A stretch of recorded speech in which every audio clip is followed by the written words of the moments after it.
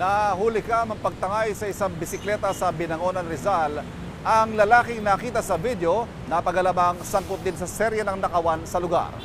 Laging una ka sa balita ni EJ Gomez, exclusive. Sa kuha ng CCTV, kita ang lalaking ito na nakaharap sa mga nakaparadang bike sa isang bahay sa Barangay Darangan, Binangonan, Rizal, pasado alas 11 ng umaga nitong Lunes. Animoy bumibili ng bike ang lalaki habang nakatingin sa tatlong nakaparadang bike. Chinek niya ang mga pedal. Maya-maya, sinakyan na niya ang isa sa mga ito at saka sumibat. Dumulog sa mga otoridad ang may-ari ng bike at agad nahuli ang sospek. Ang 23 anyos na lalaki, residente ng Barangay Darangan na sangkot umano sa maraming insidente ng pagnanakaw sa lugar. Nito lang nakaraang buwan, sa pool sa CCTV ang pagnanakaw niya ng wallet na may lamang mahigit 5,000 piso. Lumapit ang lalaki sa motor, kinuha ang nakapatong na bag, saka gumilid para tingnan ang laman nito. Binalik ng sospek ang bag pero ang wallet dala na niya sa kanyang pag-alis.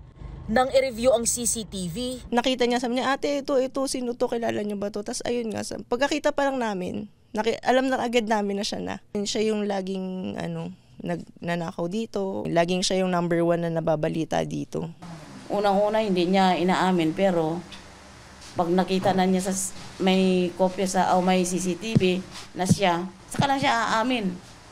Ilang beses na, kaya sakit sa ulo talaga yan. Mayroon ding insidente ng pagnanakaw ng lalaki sa isang walker ng kanyang kapitbahay.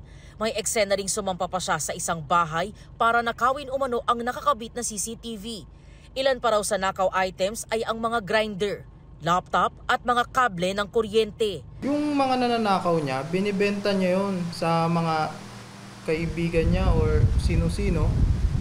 At binibenta niya yon sa mga mababang halaga. Kagaya nung mountain bike na nanakaw niya, nabenta niya yun ng 500 pesos. Pinapang scatter niya or pinapang droga.